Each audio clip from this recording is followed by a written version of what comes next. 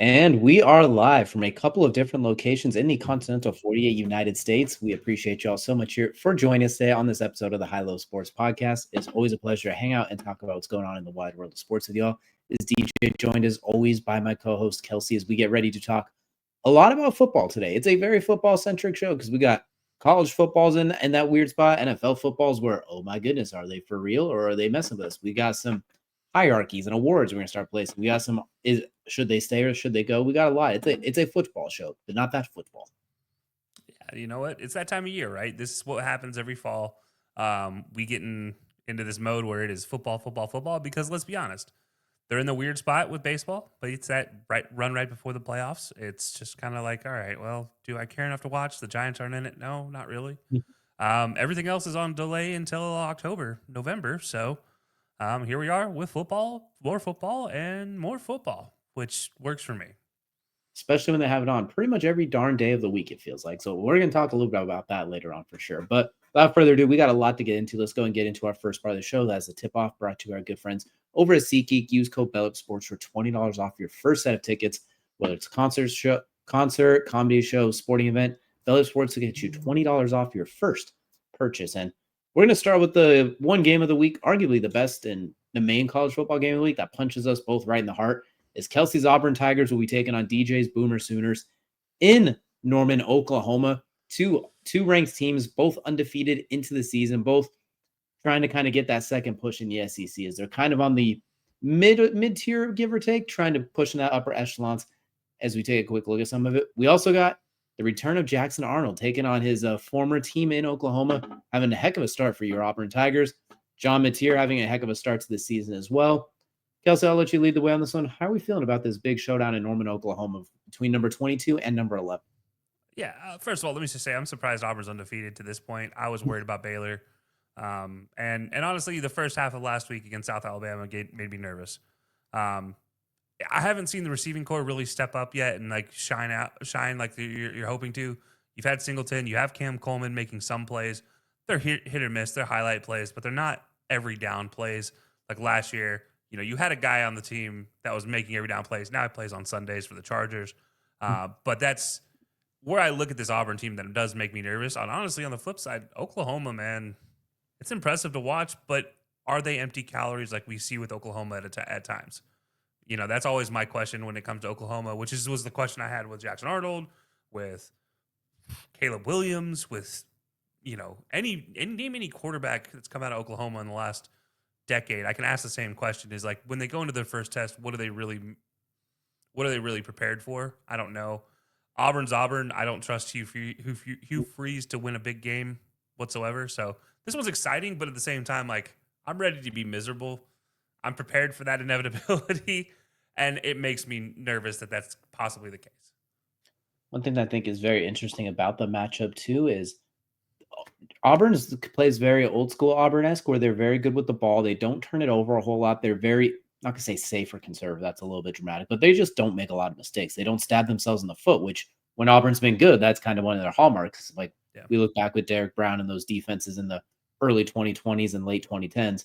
The defense was really solid. It was just, can they quite get enough offense if somebody starts putting points on them? And that's where the mistakes happen. But they don't make a lot of mistakes. Oklahoma is literally just Oklahoma. You could put in Brett Venables. It doesn't matter who it is. They're going to try and put it up in bunches. John Mateer, you can make a case he's in a Heisman Trophy conversation to start the year. There's something about these Washington State quarterbacks that throw passes to Kyle Williams. Then they transfer to a different school, and suddenly they start lining it up. We saw with Cam Ward. I think John Mateer could be next in that category.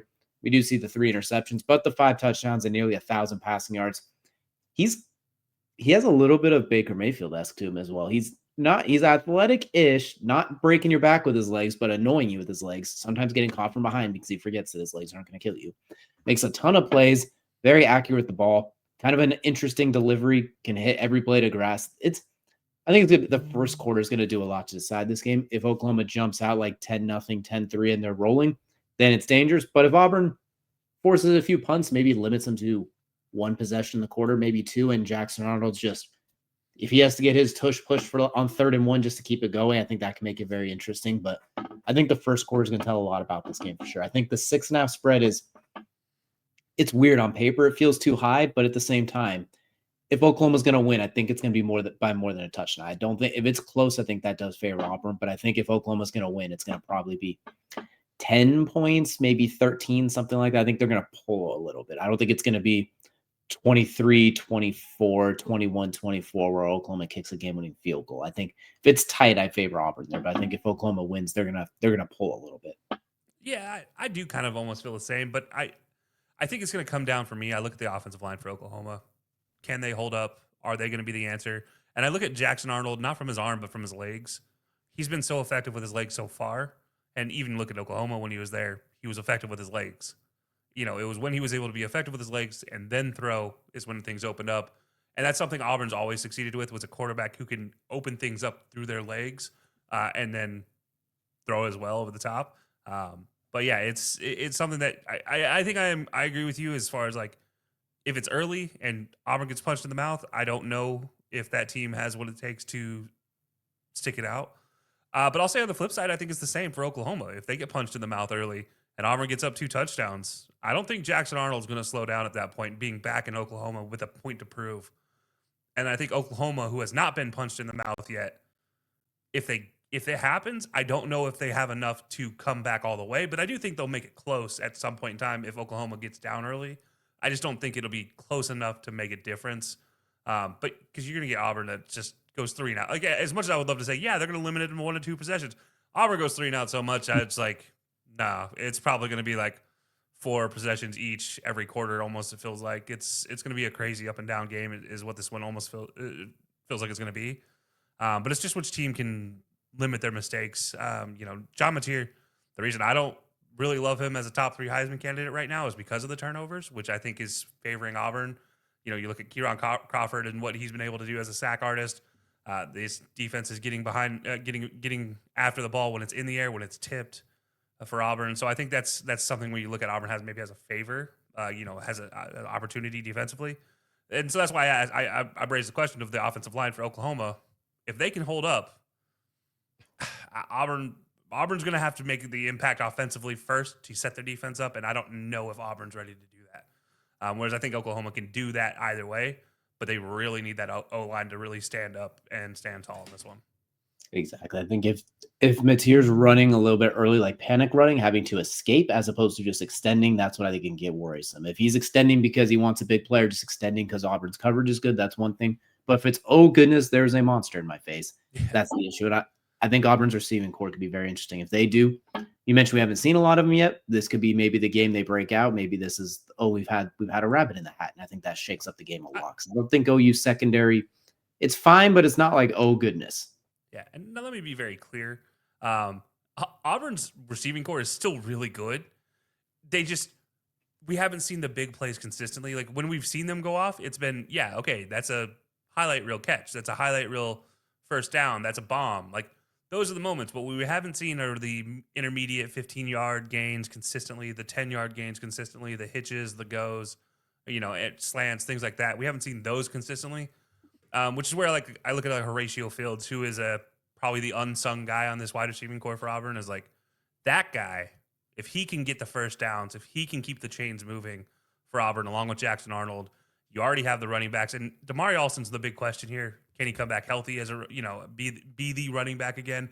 Not that Cobb's a bad running back by any means, but with Alston being injured, we haven't seen the full Damari Alston experience, which is someone to be excited about and who can set a tone against an Oklahoma. So there's a lot of opportunity. But yeah, I think the receiving core, it's like they're not bad. They're just, and this has been my complaint about Auburn for a year. Like doesn't matter who the OC is, doesn't matter who the offensive coordinator, who the quarterback is. Like it's like they forget that mid-level routes are a thing at times, where I'm like, I need a 15-yard out. I need a 15-yard, hitch, comeback, anything. I need something in the in-between to break up the monotony of going long or going behind the line. Like I need something in there. And if Auburn could do that, that's maybe, hey, Oklahoma puts out some pretty good corners. So they're going to have their luck tested, if you will, for Auburn. They need to quit hanging out with the basketball analytics department. It doesn't have to be layups or threes. A mid-range is just fine here. But let us know down below who you all think is going to win in this SEC showdown between our 2 favorite teams, nonetheless. We'll see. The bragging rights will be limited because it is literally week 4, so we're not going to overindulge this one necessarily. But it is very interesting moving forward with the SEC since a lot of the teams outside of maybe the top couple, it feels like there's a lot of wiggle room that we haven't seen in previous years. One of those teams at the top, it hasn't quite looked like it, is the University of Texas, who they are 2-1 to start the season, but it has not been pretty by any means. The week 1 loss to Ohio State, okay, losing to Ohio State in week 1, that's fine. Like it happens. The win over San Jose State, weird start, but they ran through them late. Then this most recent one against UTEP, not pretty at all, I think is the nicest way to say it. I know UTEP's game. I know the whole Texas versus Texas thing, which there's a billion schools in Texas, so you can say that every other week. But I'm not going to say we're worried about Texas yet, but they haven't quite hit the stride that we expected them to, as we both picked them to be national champions coming to the year. Maybe we both underestimate. They lost a ton of players to the draft 2 years ago, and we're like, okay, I don't know. Then last year, they were still good. It was like, oh, okay, they didn't miss a beat. Maybe they just had those guys overlapped a little bit. Now is where they're feeling the effects that they've lost so many players. And so we take a look at their schedule. Well, you got Sam Houston. So if we can get that right this week, okay. Florida, we'll see which DJ Lagway is going to show up. Is he going to throw 5 touchdowns or 5 completions to the Longhorns? We will see. Then that's when it gets interesting. So then you got your Oklahoma, the Red River rivalry. Kentucky, who's always weirdly game for some annoying reason I don't get. Every year. It doesn't make sense. Speaking of weirdly game, Vanderbilt right there as well, ranked Vanderbilt now.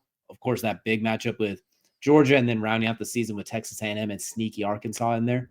It doesn't get easier. So they got offensively, you can't be that stagnant. Defensively, they've been mostly fine, honestly. I mean, you've given up, what is that? You've not given up that many points. You've given 31 points in 3 games, give or take. So not 24 points. Well, 7, 17, yeah, 24, even less. The stupid combo classic distracted me, but you've not given up a whole lot of points, basically. So defensively, I think they've been fine. Offensively, they just got to get in that rhythm, that cadence. They got to be on time, which is something I think they're missing this year, which so many new receivers, new running backs, new offensive linemen, new quarterback. Everything's going to be a little shaky, but I think they'll be fine, but they really got to right the shit these next 2 weeks, especially this week and against Florida. I think you can't take Florida lightly going into that Red River rivalry either.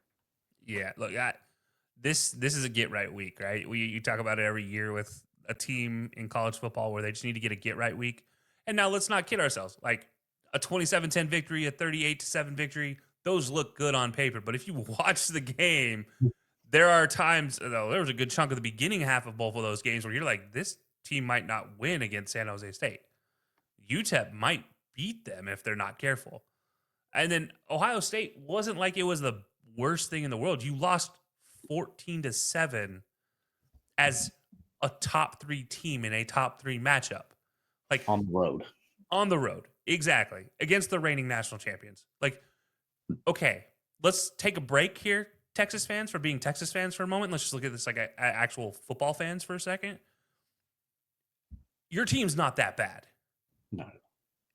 Is the hype around Arch potentially overblown? Yeah, it's possible. There might be some bright lights getting to him.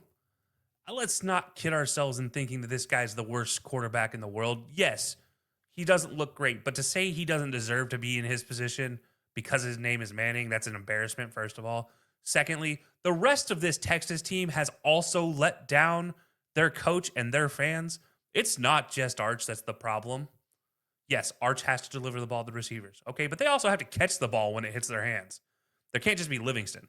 So, like, if you're Texas, this is your get-right game. Because you got to go in against Florida and try to put the pedal to the metal and make Florida lay down quickly. Because that Florida team, like, let's not forget, DJ Lagway is everybody's darling for a dark run of the Heisman going into the season. He's their darling for maybe being that Anthony Richardson-style quarterback getting into the draft time. Florida can beat you. Look, Oklahoma can easily beat them. Whether Oklahoma loses to Auburn or not this weekend, I don't care because, as we've always talked about, rivalry weekends you can just throw that out the door. Whatever your ranking is. Yeah. That's a live matchup for sure. The rankings don't matter when it gets into that Red River rivalry. I'll say that 3 times fast. But no, you know what? It's like you got to figure it out with Sam Houston right now. And if Arch isn't your decision this year, I don't know what you're going to do. I think Sark has an answer, but I think this has always been the question around Texas. This was also the question last year. People forget. Quinn Ewers at times just looked absent from the game. It's not a surprise to see Sark-led teams have this struggle. So while it doesn't look great at times, Texas is still good. It's still too early to tell if they're out. I mean, they've only lost one game. So until they lose more, I'm not really that concerned. They'll rank number 8. Like, Yeah, like still a top 10 team. If it ended today, you're in the playoffs, you're good to go. It's like, let's calm down, Texas fans. Let's calm down, voters. Let's calm down, biased people against Texas or against Manning's. It doesn't matter. Like, they'll figure it out. And if they don't, they don't. Okay, cool. We just don't have to hear Texas is back for another season. Thank goodness. But yeah, like right now, come back to me after the Oklahoma game, and I'll tell you if they're toast or not. I'll say too, everyone's talking about Arch Manning being injured because they think his release looks funny. Joe Klatt did a thing about talking about earlier too. It doesn't seem like it's that, but mechanically he's very off, which does change the arm angle between his feet are off. The timing's just a little bit off, and I think he explained it very well, better than I'll try and mimic. But basically, when your timing's off in that Sark's offense, your mechanics get a little bit off, your feet get a little wide, they get a little misangled. Like the arm angles, we see Josh Allen throw it here. We've seen Tony Romo throw it from his elbow. The arm angles are a little bit overrated if the rest of your mechanics are wrong. We saw Philip Rivers, the shot put specialist.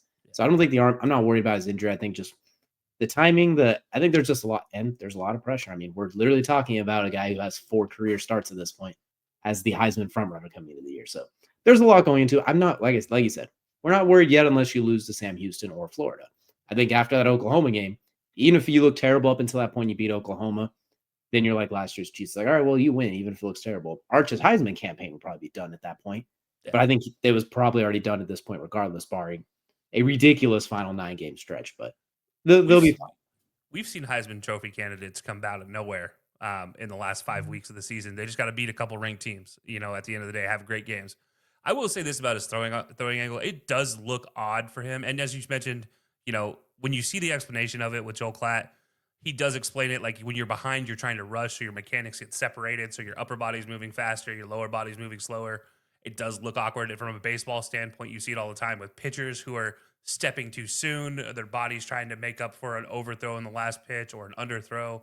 And so you end up leaning too far. You end up throwing off outs.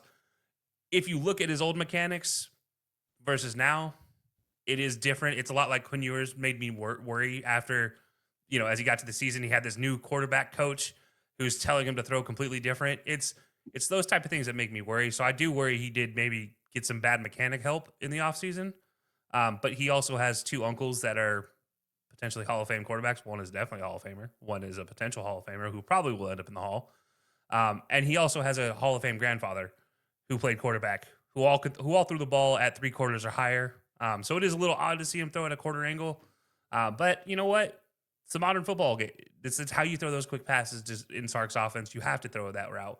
But what makes me nervous are the long balls that he's trying to throw that way, because you see him you see them fall short, you see them just doesn't look right. And so, yeah, I do recommend going to watch Joel Klatt's explanation too, because I think that was a really good explanation for how bad it looks. Because it's not bad, but it's not great. Just off, basically, just a little bit off. But I don't think it's not going to irresponsibly say he's injured. I think it's just things that can be fixed. If it is an injury, well, then we'll find out at the end of the season. So we're not going to find out now anyway. His grimace is just like anybody else. You throw something wrong, like you throw a bad ball, you're like, God, why am I doing it? All you can see is this man's face. You don't see the rest of him. Like, it's like, give the kid a break.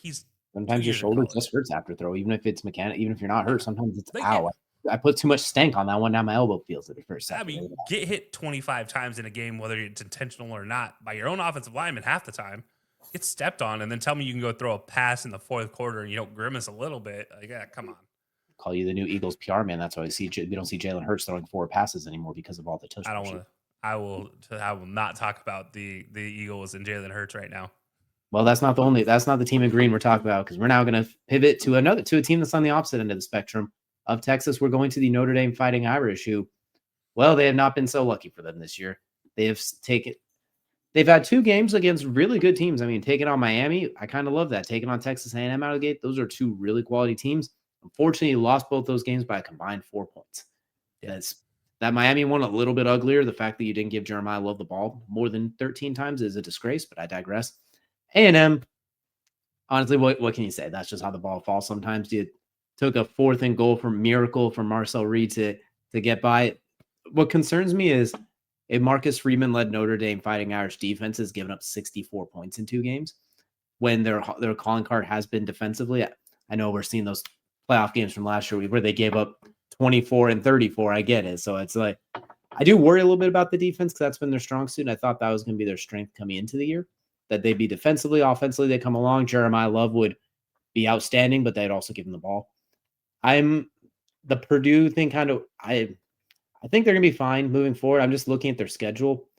USC is really the only team of note they have left on there that's even relatively notable. Maybe Arkansas a little bit. I'll say Arkansas is still there. I'm looking at the ranking, especially to like someone that could get them back into playoff contention. I'm just worried that they have so many quote unquote nobodies. I know they're all tough teams, and I know Arkansas is scrappy, and we know USC is interesting. Boise State's very goofy at times. We get it, but I just don't know if there's enough firepower left on their schedule where they can make a good playoff run, unless we just see teams beat the out of each other the rest of the way, and there's like 8 teams with 3 losses. But I'm worried their path to the playoff might already be cooked. Yeah, it's funny because when we did our playoff prediction for this for college football, I didn't have Notre Dame in there. So it's worth noting that I wasn't thinking they were going to be a playoff team anyways this year, because at the end of the day, you don't get rid of a quarterback like Riley Leonard and expect the offense to work again the same ways. And it's not like Riley Leonard was an ungodly quarterback. He was above average, especially for college. But in the NFL, could he translate? No. So what I mean is, like, this offense was built around Riley Leonard and his legs to carry you. Yes, you have a Jeremiah Love, but you will not give him the ball 20 times for whatever reason. Please answer me that. Give the man the ball. Let him carry the ball 20 times. I don't care. It opens things up for a young quarterback who, by the way, has a lot of talent, it looks like. Very good. Yes, he's going to be very good. He makes some mistakes, but this offensive line is also not a Notre Dame offensive line like we've seen. There's one talented player that I think is going to get drafted, and there are 4 dudes who have an opportunity in 2 to 3 years to be drafted. But right now, it's one dude on that offensive line, and that's not good enough when you just played a Texas A&M team who has always had a good defensive line. I don't care what anybody says. I've watched them for long enough to know. And Miami, I think it's underrated how good their defensive line is. That defense is actually a really good defense too. But I'm with you when I look at this score lines for these 2 games, like, what's happening to a Marcus Freeman-led team where they're not punching people in the mouth? Because that was what he hangs his hat on. That's what he does. He brought toughness back to Notre Dame. And right now, this looks more like the Notre Dame dancing Irish than it looks like the fighting Irish, because right now they're just dancing around trying to tackle anybody. And I'm not saying their defense is bad, but it's not great when you're giving up 41 points to Texas A&M. I'm not going to say it's not bad. Like 27 against Miami. And I'm not going to give any credit to that quarterback in Miami. I'll talk about that a different day. But those receivers are insane. That running back core they have is insane at Miami. And that offensive line they have at Miami probably has 4 future Sunday starters on it. And I think that's, when you look at this with Notre Dame, who they come up against, like, this looks bad. Whereas on the Texas side, it didn't look that bad. This looks bad to Notre Dame, but I almost feel better about Notre Dame than I do about Texas being able to figure it out and stay in the top 15, like get to the top 15 and stay there for the rest of the season. It makes me feel a little better, but that's because they have, I don't want to call it Cupcake City after this, but, hey, if you get past Purdue, you got to beat Arkansas. But I'll be honest, Purdue is a giant killer. So good luck against Purdue this weekend. They've done it before. I've called them winning these games before. I'm not going to call them this weekend winning this game, because I've learned you don't bet against, you don't bet for Notre Dame ever. But yeah, this is one that, like, I think Notre Dame will figure it out, but I think they need to figure out who they are first, because right now they're running on the identity that they had with Riley Leonard, and you can't keep doing that going forward. The best thing that could happen for them, in addition to winning out the rest of the way, is Miami wins the ACC and A&M wins the SEC. Because then at that point, you lost to 2 conference champions out of the gate in week 1 and week 3. At least end up in the championship game for both teams. Basically, undefeated in the championship game, then Notre Dame looks a lot better. Then I think if they win out, then they have a chance to get into that 11, 12 team somewhere in there, just because it's like, all right, when you lose to 2 conference champions or conference co-champions, however it shakes out the rest of the way, there's a little more leeway. But let us know down below if you guys think the Golden Domers are Golden Domed, or if there's still a chance they could find a way back. But we talked a little bit about Riley Leonard. We talked about Jeremiah Love, who many thought was going to be a Heisman Trophy candidate coming into this year. Well, it's not off to a great start, and not really a lot of his fault. You can't really win a Heisman without getting the ball. But we are a few weeks in, which means it is time for the Heisman hierarchy, where Kelcey will be giving his top 3 picks for the Heisman every week here moving forward. So, Kelcey, Heisman Trophy, how are we feeling about it? Let's hear your ballot. Man, it has been tough picking a Heisman Trophy favorite right now. There are obvious favorites, but I'm not talking about them because I'm not talking John Mateer. I think John Mateer is going to be decided a lot this weekend, but he's also going to be really decided by the Red River rivalry, whether he gets into the conversation. So I'm leaving him out of this conversation. I'm also leaving Carson Beck out of the conversation, and not for the same reasons, but because I think he's being bailed out by great receiving and great running back and a great offensive line. Has he had moments? Sure. Has he had a Heisman moment yet? No, we're week 3. Calm down. Nobody really has. Like his best moment comes from a receiver making an ungodly catch against Notre Dame that should have been a pick 6. Anybody else, that's a pick 6. Guaranteed. His best play was somebody else's play. Yeah. So that is what it is. I'm gonna leave my bias out of this one with Carson Beck, so I'm just not gonna talk about him. So I've took my next 3 as the guys that I think are gonna end up in New York. And starting at the bottom, we just talked about Texas A&M, and I think he made an impact here in Notre Dame. I think Marcel Reed is my 3rd place Heisman higher in my hierarchy right now, as far as a guy who I think at the end of the season, if barring major injury, he should be there. We're looking at not a great completion percentage, 17 to 37, so not a great completion percentage, but 360 yards, 2 touchdowns. Yes, he threw a pick, but in a 41-40 victory, coming back to beat Notre Dame. I can't tell you how impressive that is. I write him off. I write Texas A&M off as soon as they're down by 10 points. And they fought back. They beat Notre Dame, and they dominated in that comeback. And yes, there's a great running back there in Le'Veon Moss, but I think Marcel Reed, and he has shown this before, so this is why I like him a little bit more to climb this board. I like what he can show as far as an X factor goes. And right now, his highlight moment is coming back to beat Notre Dame, which, if we're talking about a highlight moment historically, that puts almost everybody in New York. If you can come back and beat Notre Dame, is a huge win for you as a quarterback, and it put a huge feather in the cap in most situations. Unfortunately, he's not the only guy that's going to be in this Heisman conversation. And this one might surprise some people, but Devin Dampier is my number 2. If you haven't watched what Utah's doing yet, hang on, because you better hold on to something. It has been an impressive run so far for the Utes early on. This team has been dominant, and I don't mean to say that lightly. 31-6 last week against Wyoming. Lowest margin of victory, by the way. 63-9 against Cal Poly, one of the best 1AA teams in the Big Sky. They are a tough team to beat. UCLA in week 1 in Nico Iamaleava, 43-10. Devin Dampier has been an absolute monster, and it's not just this year. He was doing this last year. I believe it was New Mexico he was at. He has been an impressive quarterback to watch. This year it seems to be the same. We're looking at 628 passing yards, 7 total touchdowns, and we're building towards something more. This week against Texas Tech is going to decide a lot for me for Devin Dampier, because in their conference, if you can get past Texas Tech, you still have a long way to go, but you have a great opportunity to build towards a Heisman Trophy, because this conference, and especially Utah, is going to be a fun offensive conference this year. And I think that's going to set up somebody like Devin Dampier to be potentially in New York at the end of the season. So that's why week 3, here I am talking about a Utah quarterback potentially being in a Heisman candidacy. Not happened since Alex Smith, by the way. So 20-year anniversary. So, and number 1, though, I don't think this is going to surprise anybody. It's Dante Moore. If you haven't watched Oregon yet, go watch some Ducks football at this point in time, please. Just spare us all. He's been impressive. Dante Moore has been impressive from start to bottom. As I think I talked about with Devin Dampier, 34-14 against Northwestern last week, 69-3 against Oklahoma State.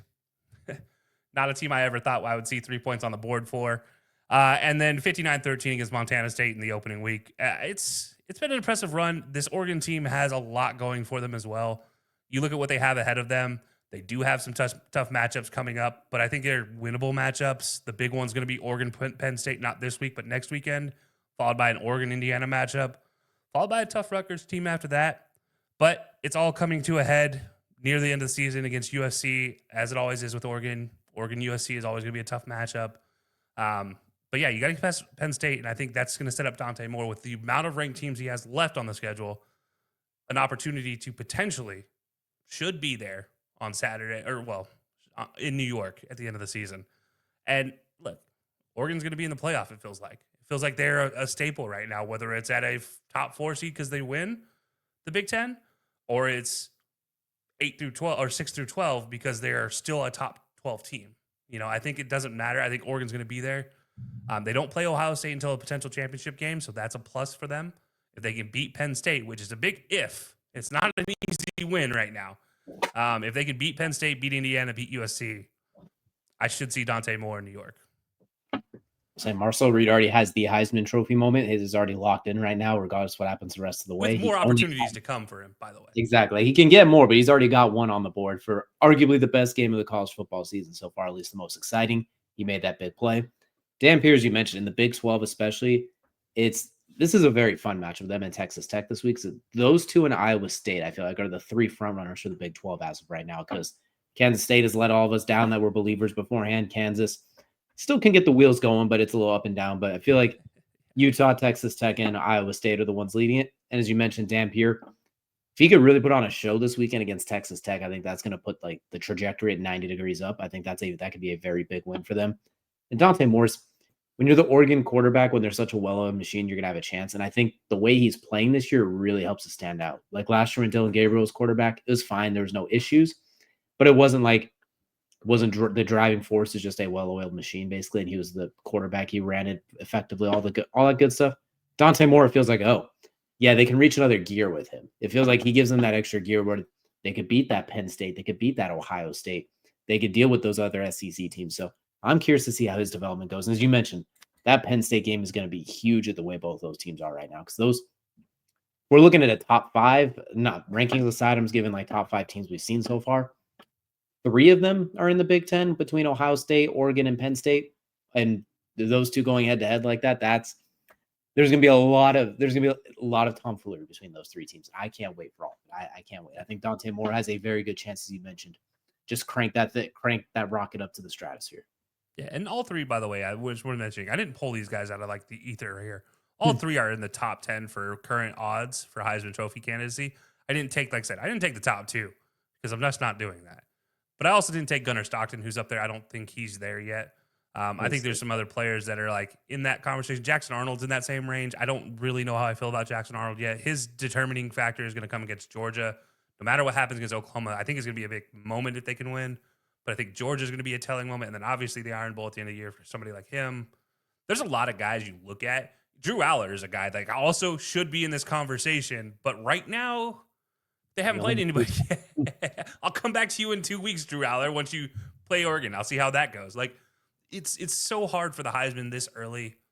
You just kind of got to go off vibes. And these 3 are the guys that I think are leading my vibes right now. Because it's a tough one to watch. But, man, I think these 3 are exciting. And they're must-watch TV at the end of the day on Saturday. And the best part is we're going to be going through this every single week the rest of the year. So that we got a feeling those are going to change. I don't expect to see those exact same 3 next week or the following week. There's plenty of room for mobility moving forward. So definitely be sure to tune in every week for Kelcey's Heisman hierarchy. But it's going to wrap up the tip-off, which is going to take us into the main event. And for our main event, we are going to shift our focus a little bit more towards the professional game now. And unfortunately, we're going to start on the negative note. Injuries, and more injuries, especially to the signal callers. We have nearly 1/6 of the NFL starting quarterbacks that will be injured this week. We know about Joe Burrow. He's out for 3 months and destroys all of our futures bets and parlays from before the season. And my fantasy teams. And Kelcey's fantasy teams, all of them to be exact. We also have Brock Purdy, who's out currently. Justin Fields just got ruled out with concussion. JJ McCarthy with the ankle injury. And Jaden Daniels with the knee injury. Looks like Jaden's going to miss this week, and JJ's probably going to miss a couple. So quarterback injuries plaguing the league. So my question to you is, well, I don't really have a question. I'm just mostly sad about this all day. It's like, damn, we're not even a week 3 yet, and we're already missing nearly a six of the quarterbacks. And I'm very curious to see if this season kind of turns into a battle of attrition, or I'm curious how this is going to play. We already know Joe's out till probably December. So that one, we're just like, all right, what can Jake Browning do? Jamar is out there somewhere. If they want to bring in Jameis Winston, Jamar's about to win the MVP. So we know how that goes. But I'm curious how those other 3 teams are going to right the ship, or other 4 teams, excuse me. Yeah, San Francisco gives me a little worry, but with Mac Jones, I'm not as worried. Mac Jones is a very effective NFL quarterback in certain cases. I think in the case for San Francisco where he's playing, I think that makes a lot of sense for him to work out. I also think any Ricky Pearsall owners out there are going to be super excited. Obviously, they're also coupled with George Kittle's injury. That's a little nerve wracking. But with having both CMC and Brian Robinson right now, CMC, yes, there's that nagging injury. Okay. But that defense is also still pretty good. So San Francisco doesn't worry me as much. And the Um, easiest schedule in football preseason wise at least too. So like yeah, and Washington is probably the second closest to that. Like I'm not as concerned. Yes, it is concerning because Jaden continues to take hits and he continues to take hits at the highest rate in the league since he's been in the league. That does make me nervous. What also makes me nervous is they lost Austin Eckler now for the season. So now they're down to 3 running backs that you have Bill, you have Chris Robinson, and you have one other running back whose name I forget, that you just don't know what you have commodity wise. You think you know you have something, but you don't know. And that's what makes me nervous for Washington. And they have a good receiving core. You have Debo, you have Terry, you have Zach Ertz, which he's also on and off an injury report. So, but you have a decent defense. So Washington doesn't scare me as much as the other two remaining. But yeah, I think the obvious one here, Bengals being the worst and the scariest. But then also the Vikings does make me nervous because you are already, it seemed, questioning JJ McCarthy so far because it's not been 2 good performances. Yeah, he got NFC Offensive Player of the week 1, which is the dumbest award I've ever seen given. And in week 2, you saw the holes in his game. You saw why everybody has questions. And it doesn't help now. You're going to have to deal with a high ankle sprain, which is not great for anybody, but especially a quarterback like JJ who does rely on his ability to move in the pocket more so than, let's say, a Peyton Manning used to. That does make me really nervous. But yeah, the Bengals wise, man, I think that's the worst one. If I'm working bottom up, it's Bengals is my scariest because you lose Joe, you lose a lot from your ability to play make, and that's huge. But then after that, it's JJ and the Vikings. That does make me extremely nervous. Washington, and then the Niners as far as like the least concerning. and then the Jets at the bottom because there's no expectations there anyway at this Look, point. yeah, the Jets, the only bad thing is that if you don't have a quarterback at this point, like, Justin does look good. And I think that's one that like Week 1, he looked good. That week 2, that was an uncomfortable week 2. It was questionable, but there were moments where you see Justin Fields, the kid that came highly touted out of Harrison High School and went to Georgia and then ended up at Ohio State winning a natty. Like, you see that. Didn't win the natty. Lost. Sorry, was in the natty. Don't let the Alabama faithful hear that now. Yeah, well, whatever. I care less about those guys. But no, I think with Justin, yes, it is concerning, but it's not as bad because that team is bad. So they got a lot more to figure out than just Justin. They got to start stopping some people because defensively they've given up over 60 points in 2 weeks, and that's not one. The Josh Allen part, okay, that makes sense. We let Aaron Rodgers basically run a roughshod all over you. So I can't. We'll see. I'm kind of in the same agreement on order. The 49ers, I think, will be fine because Mac Jones is competent enough, and they don't play too many rough teams. Getting Purdy and Kittle back, I think, will give them a nice little push. They have this week against the Cardinals will be a big one for the division lead, but we'll keep an eye on them for sure. And Jaden's, I think he's not even officially rolled out this week. So if they do keep him out this week, like he had a rehab session already. So let's say he doesn't play this week, he'll probably be back the next week too. So that one doesn't worry me as much yet. His cartoonish way of getting hit stick worries me, but it's been that case since our pre-draft process when you're 110 pounds and you find a Looney Tunes way of getting hit sticked every damn game. But I think go back to his Arizona State tapes. It's like this kid has been he is reckless in all the scary ways that like Baker was early on in his career. That makes me nervous about a quarterback getting hit. Where like you don't have to go in for that hit. You could have slid. You could have ran out of bounds. You could have fell down. Just don't do what Patty does, and we're good. Really, yeah, my goodness. But speaking of Patty, that's a good way to transition to our next topic. The Chiefs, along with the Texans, starting off 0-2, 2 teams pretty much all but locks to make the playoffs by preseason odds. Going into week 3 and arguably must-win situations already here, and we are not even in October yet. So I'm going to go and start looking at the Chiefs just because I kind of want to take a look at their schedule because they do have a Chiefs play schedule. When you're that good, you play tough teams, not including this week. You lose to the Chargers in Sao Paulo. Okay, as we now know, the Chargers are good. You lose to the Eagles by Travis Kelcey dropping a pass in the end zone, like 2 close losses. The Giants, unless we're getting that Mr. Extremely Limited turns into Mr. Unlimited and can find Malik Neighbors out there somewhere 1,900 yards, you should win that game. But then the Ravens, maybe the Jaguars, I still don't know. The Lions, the Raiders in division, the Commanders, the Bills, the Broncos, the Colts, the Cowboys, then the aforementioned Texans. They're the Chiefs, so I think they're going to be fine. I think having home field through the playoffs is very much in danger already. But it's a little concerning the way they've looked. I know those are good teams. I know the Chargers look legit. I know the Eagles are defending champions, but they've just looked really off. The pass defense hasn't been that strong as it usually is. The pass rush hasn't been as strong. Patrick's their leading rusher when he's pretending to go out of bounds and running through DBs just to show off. I'm a little worried about the Chiefs as far as not making the playoffs, but I'm worried about them for getting any kind of home field advantage. They might be a wild card team depending on what happens because they're 2.5 games behind the Chargers right now already. Yeah. No, the Chiefs, they are nerve-wracking, right? Like it doesn't look good. As you mentioned, Isaiah Pacheco is nowhere to be found.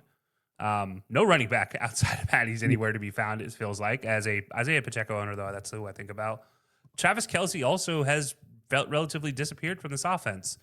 I never thought I'd say Justin Watson leaving the Chiefs would be a damaging moment, but it's not great right now, that's for sure, because you don't have a fully healthy Xavier Worthy, and that sucks. You don't have Rashee Rice. That's all not great either.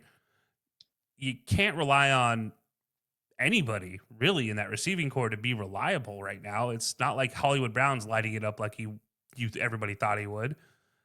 So there's a lot of questions for the Chiefs. Like offensively, there's a lot of questions. Now defensively, I'll be honest, I'm not very concerned about the defense. They're not a bad defense. The run defense is still as stout as it gets. That's true. Yeah. I mean, you played the Eagles. You held them under 21.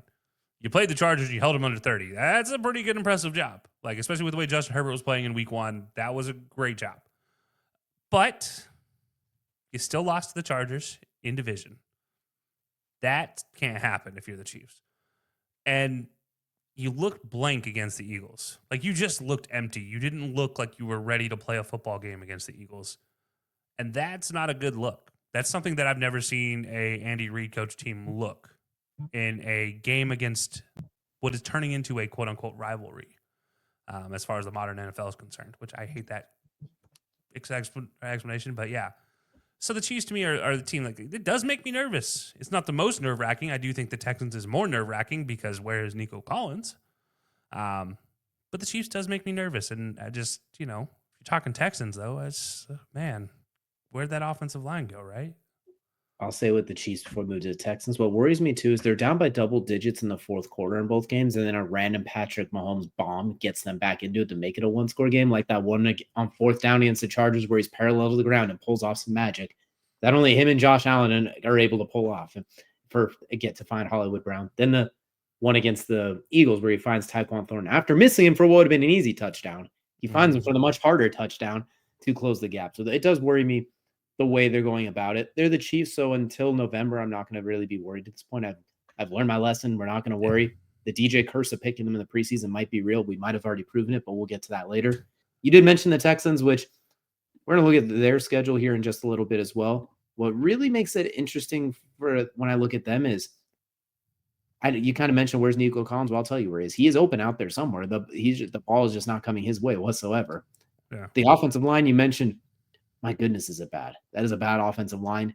And nonetheless, CJ Stroud, since he went on that podcast media world tour after his rookie season, where he was basically everywhere you could find him, from Micah's podcast to everywhere in between, putting himself as QB number 3 after that first year, he has not quite been the same. Just reading the field, he's a little almost frozen in the pocket, it feels like.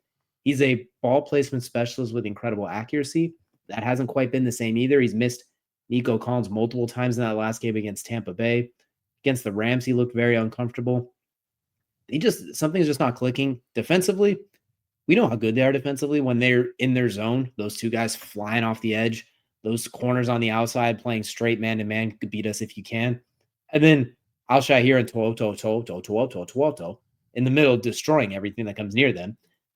I feel like they're going to be okay because it's kind of a bad division, but you're down 2 games already to a team we'll talk about here shortly. You're down 1 game to you have that big game against Jacksonville this week. That's a must win, I think. I think you can't go 0-3 if you're at the Texans. You can't lose to Jacksonville because then that's a team that's at least 2-2-1 teams, if not a 2-1 and a 3-0 team up on you.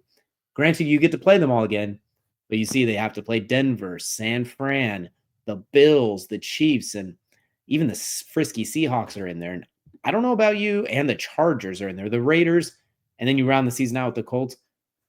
I don't know about you, but I don't have a lot of faith in winning a lot of those games. So they got to win a lot. They got to win some of these other ones in between. But I'm a little bit worried about them long term. Their best hope is that the other teams in the division kind of fall flat because most of them started off pretty decently.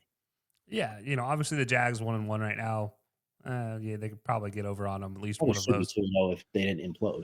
Yeah, the Titans though I feel pretty good about them early on. If what is that, week 8 that they play, week 9 that they play them. That one makes me feel okay. It's the second matchup with the Titans that would worry me. But yeah, I think the Texans have to figure it out right now because 77 yards for Nico through 2 games. That dude has had 77-yard touchdowns. Multiple times. Yeah, this is ridiculous. I will say there are a lot of bright spots for future receivers, but it's like this is the old thing. This is the whole thing that the Joe Burrow, who is the Bengals going to draft moment where they draft Jamar instead of Penei Sewell, and you're like, oh, who's going to block for him, right? Like that's the old joke. Well, that's kind of coming true. Well, for the Texans, it feels the same way with CJ. It's like, who is going to block for this man? And then on top of that, yes, you get moments of Nick Chubb. You got a 20-yard touchdown run from yesterday. Yeah. Well, that's all you got. Tampa let him score on that one too. They let him score like Baker go win the game. I'm convinced that they let him score there. That is probably the case. But I will say, look, man, first of all, let me say congratulations, Nick Chubb, getting you back in the end zone. I didn't know if I'd ever see that day again, but we'll see it more times too. There's no Joe Mixon in the backfield, who was an arguable top 10 running back. Probably not 10 either. And your offensive line just looks abysmal for the Texans. Now your defense on paper looks great, but they can only do so much when they're on the field so much. Like you can't. Will Anderson and Danielle Hunter have 2 sacks through 2 games. I feel pretty good about that. That looks great to me that both of my bookend rush ends have a sack. That's fantastic. To'o and Alshire are leading the team in tackles with like 17 apiece, I think. Not solo, they're combined solo and assisted. But it's like that team looks great. Petrie, you still have Stingley. You have a great base to your defense. It's just this offense, man, cannot figure it out at all. And they just can't stay healthy. And then when CJ has time, it's like he doesn't think he has time. So he gets lost up there because he's so used to scrambling. He's lost over 60 yards. He's lost almost how many yards Nico Collins has in the season in sack yardage. And that just tells me when he's getting sacked, it's sacked well beyond behind the line of scrimmage, which means he's trying to scramble out of something that he shouldn't be trying to scramble out of. And it's tough, man. It's tough to watch because you do have a lot of hope for this Texans team. They're a young team. As you mentioned, though, they're in a division where it seemingly isn't bad, but that Colts team right now could be a problem long-term for everybody and not just the Texans. So, yeah, the Texans do scare me as twice as much, if not more, than the Chiefs. The Chiefs might be the most all right, we're fine team at 0-2. Whereas, the Texans are it's not great at 0-2 right now. It's not bad, but it's not great for sure. It's a must win in Jacksonville. They have to find a way to win in Jacksonville. I think if they lose, this season's cooked at that point, barring catastrophe from everybody else above them. But like you said, you can't have as many sack yards as Nico. He's a freak of nature. Just flick him the ball and let him be awesome in space. It could do some easy hitters. He's not completely stiff. He can run a screen pass to him. He can run a swing. It doesn't have to be he out there somewhere every time. He doesn't have to run the 9. You have Higgins and Noel for that now. Go use them. Right now, they look really good. You have a Dalton Schultz who showed he could be really good. Just use them. But at the same time, this is the problem is CJ doesn't have time to get them into the game early. And then so now he's just panic throwing at the end of the game. And it's just, that's not going to be a great look for anybody. Absolutely. And you did mention that one of the teams in the division that has looked surprisingly decent, the Indianapolis Colts at 2-0. Them joined with a host of other teams, including the Arizona Cardinals, who I'm highlighting because well, we have two different ends of the spectrum with them that we're going to go ahead and we're going to take a look at. But we're going to go and start with the Colts, who not only are they 2-0, but they actually have a decent win under their belt too, with that win over Denver by the skin of their teeth, but not even their big teeth either, like the skin of the smallest teeth, and an obliteration of the Dolphins, who, you know what? I apologize, Indiana Jones. I was not familiar with your game. You've looked pretty solid so far. You've played out Jalen Hurts so far this season. I mean that in a nice way, considering they had the league's leading rusher who has 0 touchdowns, because every time they get close, it's Daniel Jones sneaking it in. You second in the league in passing yards on top of it, so wildly effective there. And defensively, they've been good. I mean, Bo Nix had some moments, but overall, they might be legit. I'm not quite ready to say it yet, because we'll see, but they might be legit. They've looked very good so far. Yeah, look, Daniel Jones was my joke pick in fantasy football because I'm like, exclusively. Yeah, exactly. If you listen to the episode when we did our draft, you know that for a fact, because I thought it was hilarious. But I knew it was going to happen. I even said it in the draft, like, you know what's going to happen? I'm going to take him, and he's going to do a fantastic, and I'm going to be stuck with a conundrum of, do I start him or Joe Burrow? Well, guess what, ladies and gentlemen? Joe Burrow's hurt, so now I have no choice. And now Daniel Jones is going to fall off a cliff. This is how it feels. I obviously hope that's not the case. I hope he continues what he's doing, because Daniel Jones has been one of those quarterbacks where I always said if he had an opportunity to learn first, he would have been a much better quarterback and not just thrown out there. And now you see, in a change of scenery, he's being provided an offense that looks really good. This offense had a lot of great pieces to begin with, and all they needed was a conductor for it. And Tyler Warren, which is probably the most underrated piece of that team as well. What he's able to do has been fantastic as well. It's just, you look at that, and as much as I like AR as far as his athleticism and what he could do physically, I think he lacks the finesse part of his game yet to be a Daniel Jones and what Daniel Jones is doing and everything in between. Because right now Daniel Jones is setting up the deep ball, but the short passes with his own legs. He's not getting hurt. And those are like very important things in the NFL. So yeah, it looks good. And as you mentioned, like, having Jonathan Taylor look as good as he is right now, just not scoring touchdowns it's inevitable. He'll be in the end zone here shortly. It's just getting more touchdowns is the problem for Jonathan Taylor, which is a good problem to have when your team is doing as well as they are. So I don't know. I'm excited for what the Colts can be. It is surprising though, in the weirdest way, because I was joking about it all offseason that, you know what, this is what's going to happen. And lo and behold, here we are, that this is happening. Because it was 100% a joke. I will not take credit that I said Daniel Jones was going to be great. I never thought that was actually truly the case. Your predictions show that during our prediction episode too. So there's no. I would say this means one of three things, if not all three. Either Daniel Jones was just really in a bad spot. New York wasn't for him. Maybe he hates the lights. He needs somewhere quieter. B, the Colts have been such a well-oiled machine, but 60-year-old Joe Flacco and AR are that wildly inept that they made this look like everything was a struggle where you could plug in a Daniel Jones, and they have not punted through 8 quarters of the NFL season yet with no turnovers. They've had turnover on downs, but no actual turnovers, if I'm not mistaken. So they've either scored or failed on 4th down every single time they have received the ball, which is insanity. They scored on their first 10 consecutive drives of the season, which is just bonkers. Or 3, it's a little bit of both. I think it could be a little bit of both those. Maybe Daniel Jones is just a perfect fit operationally. Maybe he is just Jalen Hurts, but a little more vanilla, and that's exactly what they need with Shane Steichen and his experience with the Eagles. But they're interesting. They got some good games coming up against the Rams, the Raiders, Chargers, a few of those ones where I think we'll really get a gauge. They do play the Chiefs, the one team that Patrick Mahomes has never beat in the regular season. That's going to be very interesting as well. But the other team we're looking at here is the Arizona Cardinals. And the reason I wanted to highlight them being 2-0 as opposed to some of the other ones really quickly is they're 2-0 in almost the exact opposite way, in that they've had how do I want to describe it? A Texas-like start to the season, as far as just take away Ohio State, where a New Orleans Saints team that's widely favored to have the number 1 overall pick, and the Panthers, who are wildly favored to have the number 2 overall pick at this point. They've had some very favorable games, but they've been very oddly close. Like that, they were beating the brakes off the Panthers, and then suddenly they had a moment and made it close. The Saints, they just never pulled away from. And now they got the injured, but still undefeated 49ers for potentially the lead of the NFC West going in week 3. But how legit do we think the Cardinals are? Because I still think they're good. I had them as a wild card team. I don't know if I'm going to give them the West, though. I think they have benefited from the cupcakes. They still refuse to give Marvin Harrison Jr. the ball in back-to-back games. They'll do it one game and skip him the next game. But I don't know what to think about him yet. I really don't. I think they're fine. I still think they're going to be in the playoff, like the wild card contender. Yeah, they're an interesting team to me where I'm like, I don't know if I'm sold on the Cardinals. I do like some of what they're doing.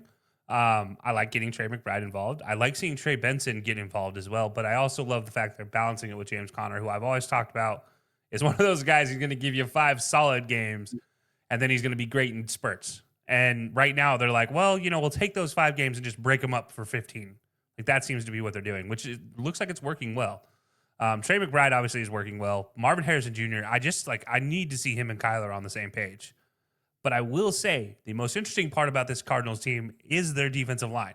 Calais has 2 sacks, and Josh Sweat has a sack, and Baron Browning has a sack and an interception, which is the crazy part for Baron Browning.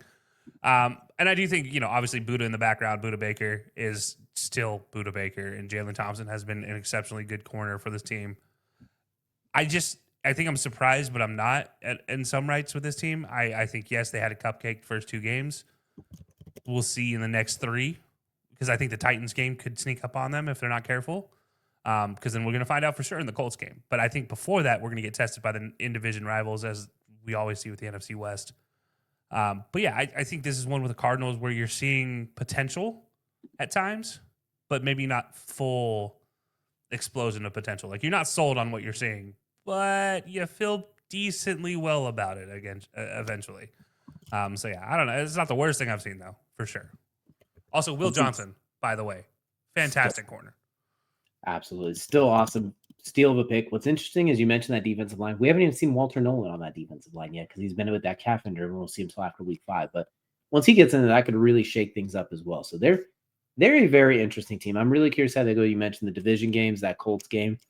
There's some interesting stuff going forward. So I think they're going to be fun to look out for. But as we mentioned too, we did the Heisman hierarchy earlier. We're also going to go to the NFL with this one. We're going to talk a little bit NFL. We're going to talk about the MVP race, to be specific. And not just the MVP race.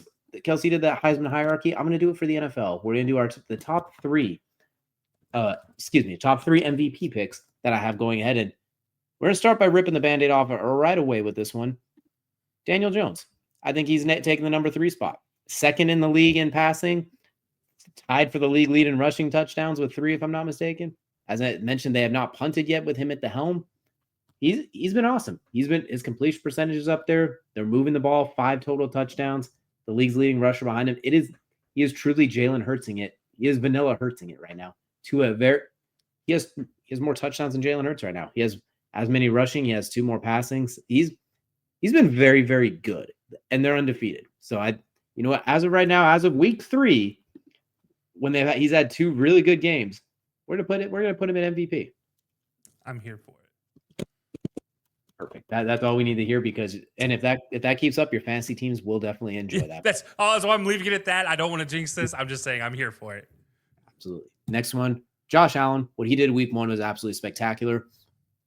I think he might be leading the league in passing yards. If not, he's in that top 3 as well. Against the Jets, he didn't do quite as much. He's a little bit more quiet with that broken nose or whatever happened to his nose and missed. By the way, so he's a little further down because they beat the brakes off the Jets so much, and James Cook had himself a field day. Still, like we said, 7, still an absolute animal. What he did week 1 against an elite team like the Ravens, holding that in high regard moving forward. He played one of the best games of the year against one of the best teams. Still going to keep him on the spot.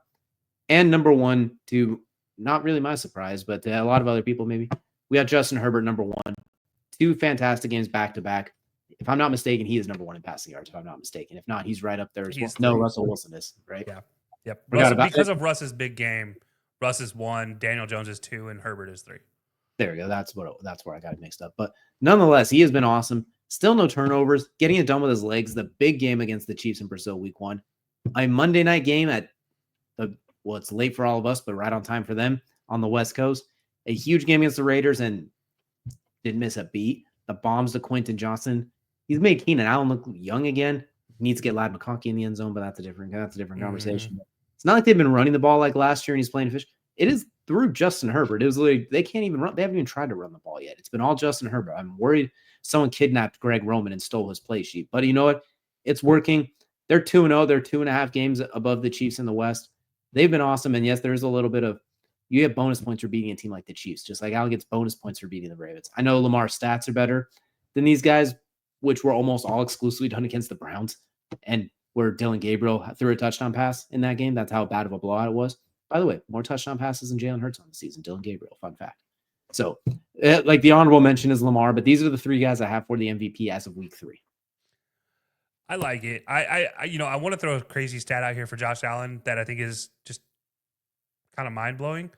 Everybody talks about how accurate he's been. That's not the part that really is surprising to me. He has 6 yards lost to sacks this year. He's only been sacked twice. For somebody who runs as much as he does, for who moves in the pocket as much as he does, it is surprising that he only has been sacked twice and he's only lost 6 yards. When you talk about moving the chains and keeping on pace, if your quarterback isn't losing 62 yards like CJ Stroud, you look pretty good. And Josh Allen has already got MVP written on his calendar for what he wants to do at the end of the year. He's already gotten married. Next thing up is MVP. He wants also probably a ring as well at the end of this, and not the wedding style. But also, Justin Herbert being your number one, it is also worth mentioning he is in the top 10 for starting quarterbacks as far as sacks lost. He has only been sacked 5 times for only 20 yards lost. Daniel Jones also has only lost 20 yards. However, Daniel Jones has done it on 2 sacks. So more sacks lost per yard. But yeah, I think it's, this 3, it makes a lot of sense to me. Justin Herbert, 5 touchdowns, no interceptions. It's been an impressive run so far. We've seen positives, and it's something we talked about going into the season. Like, are we going to see Justin Herbert the passer, or are we going to see Justin Herbert the guy who just hands the ball off 25 times a game, and that's all you're seeing? Well, it turns out we're going to see both, because they're going to run the ball a bunch, and we're going to watch Justin Herbert sling the rock. And that's the most exciting piece. I'd like to see what's happening. As you mentioned, Greg Roman, I don't know where he is, but maybe he's actually still calling plays in LA, but it feels pretty good for Justin. I don't know. But yeah. It looks good, man. This trio just looks really good. Not the trio I had going into the season, that's for sure. I mean, 2 of them maybe, but there's one on here that you can all determine for yourselves who I did not expect to be on this ladder at any point in the season. But like the Heisman hierarchy, we will be doing this every single week the rest of the season to see how much it changes between now and the end of the season. But that's going to do it for the main event, which will now take us to do Kelcey's favorite part of every show. That is, of course, Crunch Time. And for Crunch Time, well, you know what? We're going to actually talk about something near and dear to your heart. We're going to talk about college football, and the coin flip is back. Kelcey's greatest gamble is here. And Kelcey, what do we have on the docket for today? Who's the upset pick of the week? Yeah, so we talked about there's not a lot of great games. There's really 3 top matchups right now this weekend. Well, there's also not a lot of great upset opportunities in this week, but there is one. And it is one I have been afraid to pick this team since they burned me so bad before. I'm looking at Rutgers against Iowa. Plus 122 odds for Rutgers to pull off a victory against Iowa. It's a tough matchup for Iowa. Rutgers has looked pretty good at times. I don't know if I'm sold on this Rutgers team, but you know what? I'm going to give it the benefit of the doubt because it was the only one that I really thought was like, all right, maybe this will work. And hopefully it's going to go better than my free concession stand pick with the Coastal Carolina last week, because the only good thing that happened in that game was that Chanticleer fans got free concessions and will continue to get free concessions for the rest of the year. But that's the only good thing that happened with that pick, because right now, everything else didn't go well. So Rutgers, for me, plus 122 odds over Iowa for this week's greatest gamble. You know what? If Iowa still continues to not fully embrace the forward pass, I think that's a very likely. I know Gronkowski had a pretty decent week 1. The fact that your quarterback's name is almost Gronkowski is the most Iowa thing I've ever heard, but I digress. We'll see. I think struggles with forward passes.